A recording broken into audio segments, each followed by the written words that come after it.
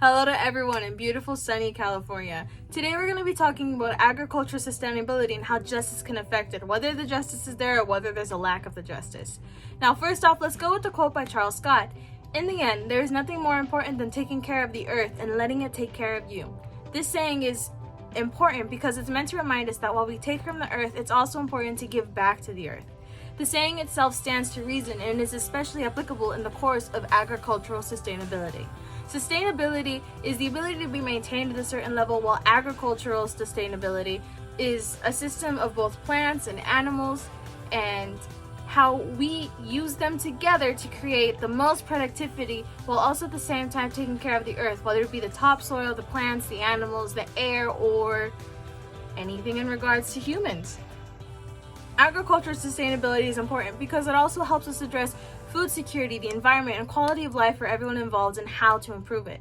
Some people who are very specifically a major facet to the improvement and the current growth of our knowledge of how to create and use agricultural sustainability are the people of the indigenous tribes that once resided and currently do reside in the United States before Europeans immigrated and long after the Europeans immigrated here to the United States. The indigenous people focused on shaping the earth around them and giving back as they took, which is the main root and key basis of the practice of agricultural sustainability. As mentioned before, we will also be discussing how justice affects the environment. So in this we'll be discussing social justice and environmental justice. Social justice is justice in terms of how equally spread privileges are in society. In short, it's how much privileges and how much equality we have in humans specifically. Environmental justice, however, is a fair treatment of all people regardless of color or race, and it stems down to the enforcement of laws that protect the environment and respect the environment. In summation, it's justice for everything: animals, humans, plants, the earth. Now, the interesting thing is that from the very beginning, social justice, or rather the lack of social justice, has been a huge negative, major effect on humanity, on the earth, and on everything above. And it wasn't up until recent years when social justice and environmental justice together combined began focusing on undoing all of the harm that it had even done in the first place, in a positive manner. Now, the lack of environmental justice is what causes many issues, and this usually stems from a government's lack of enforcement. This doesn't necessarily mean that the government is trying to hurt the earth, but companies trying to sell products usually impede sustainable agriculture, since companies trying to sell as much as possible typically leads to them focusing on creating products in the fastest, cheapest way possible, which oftentimes does more harm than good. Another way that the government causes more harm to the earth than good is the way that they tend not to allow farmers the amount of land that is needed for them to be able to practice sustainable agriculture. And this is just in regards to the European farmers or farmers who immigrated from other countries to here. Because we're not even considering how they took land away from Native Americans and didn't even give them enough land after to continue to use sustainable agriculture as well. This injustice falls under environmental justice that's lacking and social justice that is also lacking. As for the amount of products that they're considering created, a lot of the times the farming practices they use is with monoculture, which is a type of planting in which the farmers will only grow one type of singular crop in the area. Now, the reason why monoculture is bad because, well, at first it does produce much more products in the first round. What it will eventually do is it will damage the topsoil because it will drain the nutrients. And this will cause the production rate to slowly drop and eventually get to a point in where the soil will no longer contain enough nutrients for the plants to even grow within the soil at all.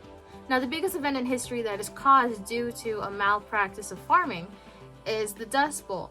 Now, the Dust Bowl took place in the 1930s, hence the name the Dirty 30s, and it damaged almost 155 million acres of land which lost their dust soil, and large dust storms would often take place during these times. This affected not only the land but people, because due to these dust storms, about 100 to several thousand people died due to dust pneumonia. The effects of the harmed soil went well into the 1950s, and the agriculture within the areas affected by the Dust Bowl never really quite recovered afterwards. Another thing that has negative effects has been when companies decide to avoid having too many labor workers, so that way they can avoid writing too many paychecks, so that way they can avoid spending too much money. What they'll do is they'll replace the labor workers with machinery, and this will tend to add to the greenhouse gases and can sometimes damage the soil. Another thing that companies tend to do to avoid having to spend money is that they will put pesticides on the plants, which are used to help avoid a loss of crops due to insects. Or what companies will do is they'll add fertilizers to combat the lack of nutrients in the soil. Now this will cause a chemical pollution that once again hinders the proper growth in the soil. Another thing that companies will tend to do is overwater their crops to combat the droughts and the dry weathers, and this then induces runoff, and this is what adds to the spread of the chemical pollution from the previous elements that I had already mentioned. This lack of environmental justice has caused damage to the topsoil in a manner that is almost irreparable. Then, of course, it needs to be considered how the lack of social justice has caused damage to the Native American culture, which then in turn goes on to harm the environment, as the Native American culture tends to focus on taking care of the earth as they take care of themselves as well. A sort of sustainability. Now, when the Europeans first arrived to the United States, one of the first things they did was remove the Native American people off of their lands and implemented their own farming skills, such as monoculture and overproduction, which then in turn hurts the soil around them. We recall the Dust Bowl. Another thing that the Europeans did while they harmed Native Americans, and also harming Mother Nature at the same time, was that the way that they instilled their traditions to focus on humanity, on improving the luxury of life, and rather so much than of the earth's health at the same time. When these traditions are focused on, it causes many side effects that can be seen with pollution, overfishing, and lack of tending to the environment around us. Funnily enough, today, despite almost erasing many methods created by the indigenous people, the ones who tend to benefit the most are, of course, in modern society, most of the people in the world aside from the Native Americans. Thankfully, as the lack of social justice and environmental justice may take, a boost of environmental justice and social justice can also generously give. With environmental justice making headway, we're noticing how well the Native American farming techniques have been responsible for so much improvement of the Earth's soil, especially as we look back in history and what used to be in the Earth. One such example of environmental justice coming in to help the Earth with methods to aid the Earth is in the Santa Catalina Mountains, where they're using methods by the previous indigenous people who used to live there to further improve the methods of agricultural sustainability. Now, the indigenous people would once plant under the shade of the mosquito trees, and this would help keep the plants from dying from drying out in the sun and no longer needing as much water as before. Thankfully, in today's era, the knowledge of the past was taken and improved, so they decided to use and create their own shade in a specific manner by not creating a type of tree, the mosquito tree, which would then also be a competition with water. So what they would do to create shade, by the idea of Greg Barron Bafford, was that they would make a garden underneath which is cool, and by using solar panels. The solar panels create energy and help to create a sustainable energy resource so that there's less reliance on fossil fuels and non-renewable resources that further pollute the earth.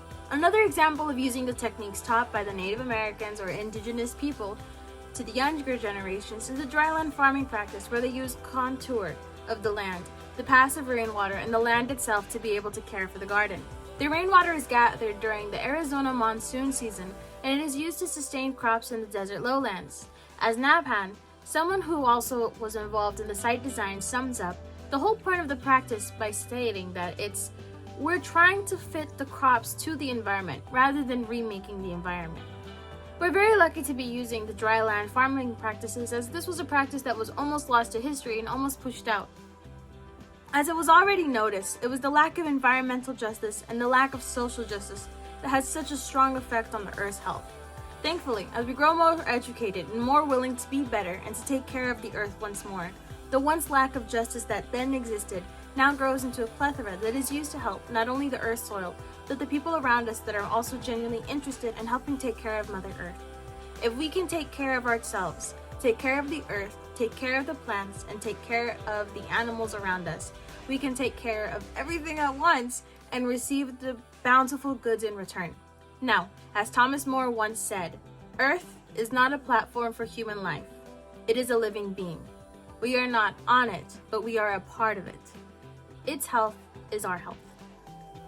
Hey, so it turns out in order to film this video, the resources that I had to use were: what is sustainable agriculture? Sustainable Agriculture and Research and Education Program, which was found off of the website of UC Davis EDU.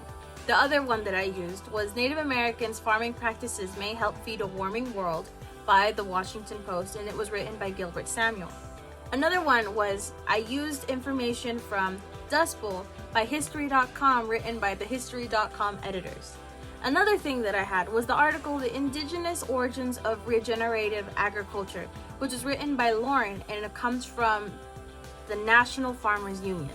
The last article that I used was Sustainable Agriculture Programs, which was done by the National Institute of Food and Agriculture and can be found on www.nifausda.gov.